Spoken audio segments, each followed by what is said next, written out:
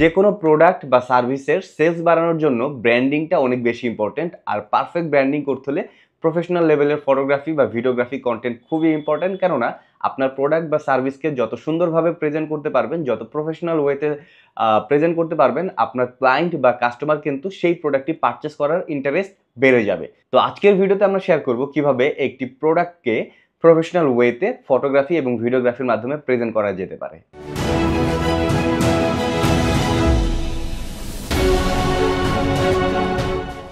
এটা হচ্ছে আমার একটা লাইট, অক্টা দিয়ে সাথে একটা লাইট সেট করেছি, আর এটা হচ্ছে আরেকটা লাইট, আর এখানে একটা রিফ্লেক্টর দিয়েছি, রিফ্লেক্টরের পিছনে আরেকটা লাইট রয়েছে। আমি একটু দেখাচ্ছি, এই যে রিফ্লেক্টরের পেছনে আরেকটা লাইট রয়েছে। সো টোটাল 3 পয়েন্ট লাইটিং বলতে পারেন আপনারা। তো 3টা লাইট দিয়েছি। আর এটা হচ্ছে আমার ক্যামেরা, লেন্স হিসাবে আমি ইউজ করেছি 85, আর ক্যামেরা হচ্ছে Sony A7 IV। আর এই যে এখানে যেই মাউন্টটা দেখতে পারতেছেন, এইটা জাস্ট আমি এখানে রাখছি পয়েন্ট করে, এটার উপরে আমি হচ্ছে প্রোডাক্টটা রাখবো। তো আমি প্রোডাক্টটা দেখাই, এই হচ্ছে আমার প্রোডাক্ট প্যাকেট করা। আমি ক্লায়েন্টকে বলছিলাম সুন্দর করে একটু প্যাকেট করে দিতে, যেন ধুলাবালু না ঢুকে। তো এই হচ্ছে আমার প্রোডাক্ট, এইগুলোকে আমি এই জায়গায় রেখে ছবি তুলব। বাই দ্য ওয়ে, এই ট্রিগারটা ইউজ করব আমি ক্যামেরার উপরে, এই ট্রিগার দিয়ে আমি লাইটগুলোকে কানেক্ট করব। ওকে, প্রোডাক্টগুলো কিন্তু খুব সুন্দরভাবে প্যাকেট করা, কোনোভাবেই ধুলাবালু ঢোকার চান্স একদমই নাই বললেই চলে। তো আমি আমার সব ক্লায়েন্টকে এইভাবে রিকোয়েস্ট করি যে প্রোডাক্ট পাঠানোর সময় যেন ওইভাবে একটু সুন্দরভাবে প্যাকেট করে পাঠায়, কারণ ধুলাবালু এমন একটা জিনিস যেটা একবার লেগে গেলে ওইটা আসলে রিমুভ করানো অনেক বেশি টাফ। ওকে, সো এটা কিন্তু এখন একদম ফ্রেশ, ধুলাবালু নাই বললেই চলে। টুকটাক একদম মিনিমাম যদি কিছু থেকেও থাকে ওইটা এডিটে রিমুভেবল। তো যাই হোক, আমি প্রথমে হচ্ছে এই প্রোডাক্টটাকে একটু জাস্ট শেপটা ঠিক করে নিই। দেখেন এটা একটা ভাঁজ পড়ে আছে এখানে, সো এটাকে আগে আমি একটু ঠিক করে নিই। ওকে, এছাড়া বাকি সব কিছু ক্লিন আছে, নাইস। ওকে, সো ক্যামেরা সেটিং যদি খেয়াল করি, ক্যামেরা সেটিং আমি এই মুহূর্তে আইএসও রাখি হচ্ছে একদম কম, আইএসও 100 করে দিই। ওকে, দেন শাটার স্পিড আমি 125। ওকে, ফেয়ার এনাফ। আর অ্যাপারচার আমি বাড়াই দেব, প্রোডাক্ট ফটোগ্রাফি যেহেতু। সো অ্যাপারচার আমি বাড়ায় ধরেন হচ্ছে 9.5 দিয়ে দিলাম। ওকে, আর ওইদিকে ফ্ল্যাশের পাওয়ারটা আমি যেটা করব, ফ্ল্যাশের পাওয়ার সবগুলোকে আপাতত একটু বাড়িয়ে দিই। ট্রিগারটা অন করে নিলাম। ফ্ল্যাশের পাওয়ার এটা হচ্ছে যেটা আমার অক্টার মধ্যে সেট করা, এটার পাওয়ার আমি দিচ্ছি 1/1। ওকে, আর এই পাশে এই যে আরেকটা লাইট যেটা দেখতে পাচ্ছেন, এটার পাওয়ার আমি দেব হচ্ছে 1/1। আর সেটার পাওয়ারও 1/1ই দিয়ে রাখলাম। তো সবগুলোকে আমি একেবারে বাড়িয়েই দিলাম, কারণ অ্যাপারচার আমি অনেক বাড়িয়ে দিয়েছি 9.5। অ্যাপারচার বাড়ানো মানে হচ্ছে লাইট অনেক কমে যাবে, যার কারণে আমি অন্যান্য লাইটগুলোর পাওয়ার একদম বাড়িয়ে দিলাম। আর সত্যি বলতে এখানে খুব একটা বেশি ক্রিয়েটিভ লাইটিং করব না, প্রোডাক্টটা যেন খুব সুন্দরভাবে প্রেজেন্টেবল হয় সেভাবে একটা লাইট সেটআপ করতেছি। এই লাইট আর এই দুইটা লাইট হচ্ছে আমার প্রোডাক্টের সামনের দিকটা কভার করবে, আর পেছনের দিকটা একটু ডার্ক থাকবে। সো পেছনের দিকটা যেন ডার্ক না থাকে সেজন্য পেছন থেকে আরেকটা লাইট দিয়েছি, সো দ্যাট আমার প্রোডাক্টটা সব দিক থেকেই সুন্দরভাবে প্রেজেন্টেবল হবে। ওকে, সো এখন আমি একটা ফার্স্ট ক্লিক করে দেখি কি হলো।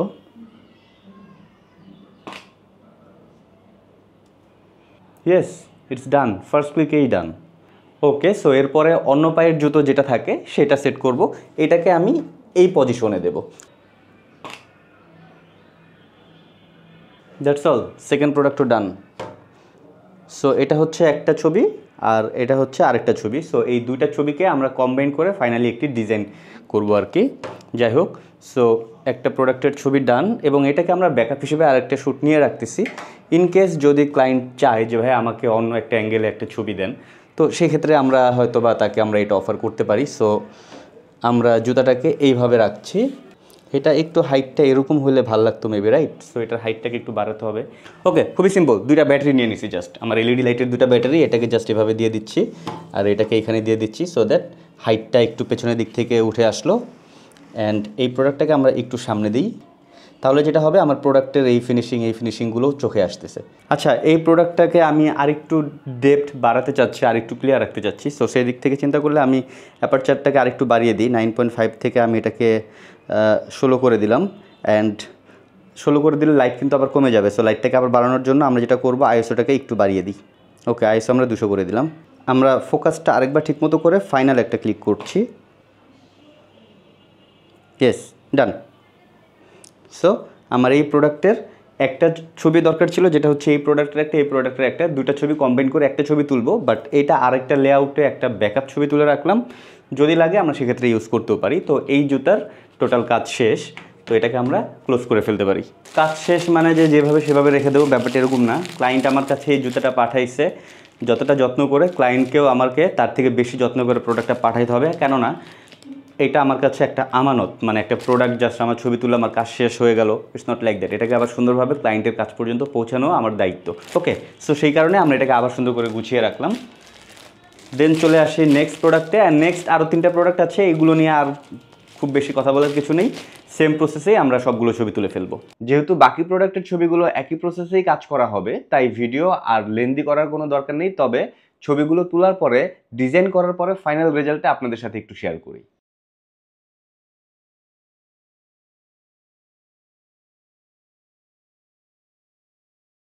Well, so photoshoot complete. আমরা এবার এই প্রোডাক্টগুলোকে নিয়েই কিছু প্রমোশনাল রিলস ভিডিও বানাবো, সেইটার সেটও আমরা কমপ্লিট করে ফেলেছি।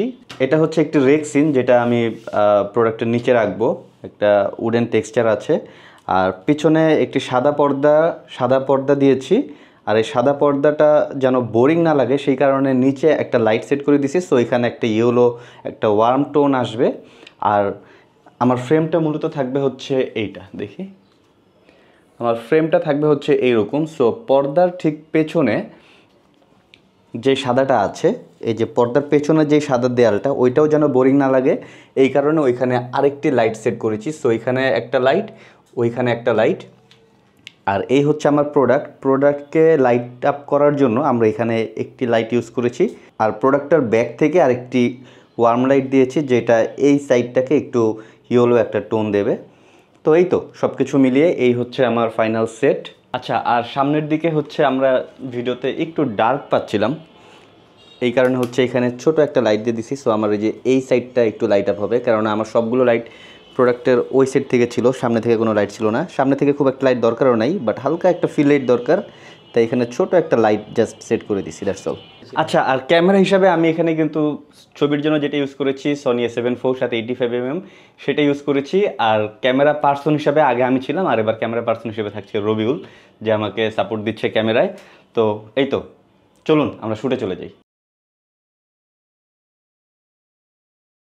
ওকে, সো ফিক্সড ফ্রেমে আমি প্রোডাক্টটাকে কয়েক অ্যাঙ্গেল থেকে দেখিয়ে দিলাম। এরপরে দুটা প্রোডাক্টকে পাশাপাশি ঠিক এইভাবে খাড়া করে রাখবো, দেন এটা একটা ক্লোজ শট নেব। রবিউল কি করতেছে? মোবাইল দিয়ে বিহাইন্ড দ্য সিন নিতেছে। ওকে, ফাইন। এরপরে জাস্ট হচ্ছে একটা ক্লোজ শট নেব। আমি চাচ্ছি ক্লোজ ভিডিওগুলো একদম ফিক্সড ফ্রেম না হয়ে কিছুটা মোশন রাখবো, এই কারণে আমরা একটি গিম্বল ইউজ করব। আর রবিউল এই মুহূর্তে গিম্বল সেট আপ করছে। এই তো, এভাবেই আমরা বিভিন্ন অ্যাঙ্গেলে প্রোডাক্টের ক্লোজ ভিডিওগুলো নিয়ে নিলাম এবং ফাইনাল রেজাল্ট আপনাদের সাথে শেয়ার করছি।